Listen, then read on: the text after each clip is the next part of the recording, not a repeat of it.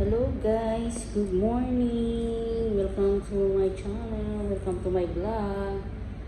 Andito po tayo ngayon sa Ajubay Bus Station. Naghihintay po tayo ng bus na 115 going to Ras Al Khaimah po.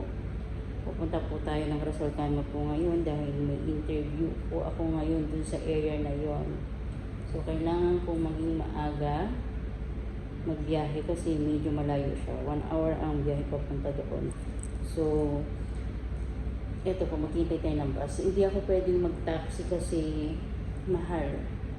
Aabot yata siya ng 200 yung taxi kapag ako'y nag-taxi magmula sa Sharjah to Ras Al Khaimah. So, nasa 200 siya. So, kailangan natin mag-bus.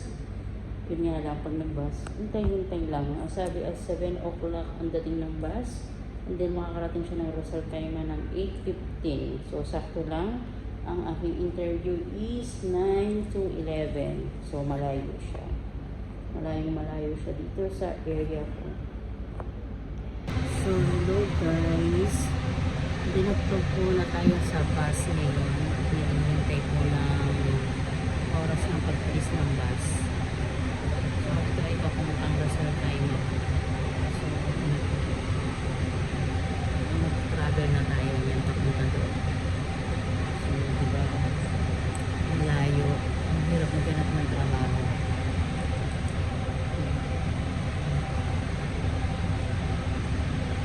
Hindi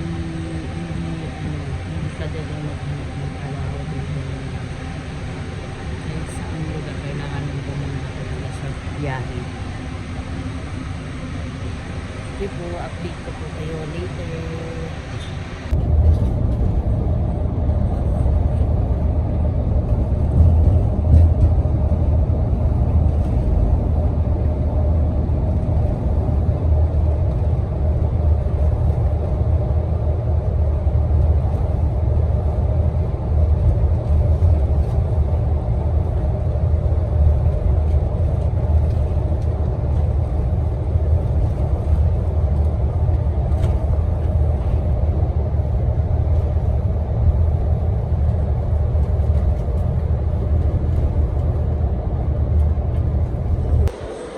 Guys, eto nga after ng Ras Al Khaimah, umuwi ako sa bahay, nagpalipang ako at naligo. Ngayon, andito na naman ako sa Dubai. Kasi may mga nagtatawag din na ibang company. Siguro for interview din yun. Nandito ako para maghanap din ng trabaho dito sa Dubai. Kasi masasayang na yung oras ko at saka yung araw ko. Kasi kailangan ko nang maghanap. Marami na akong babayaran na utang. Marami na akong hiniram kasi gawa ng bahay ko. Halos 2 buwan na akong walang trabaho din dito sa UAE.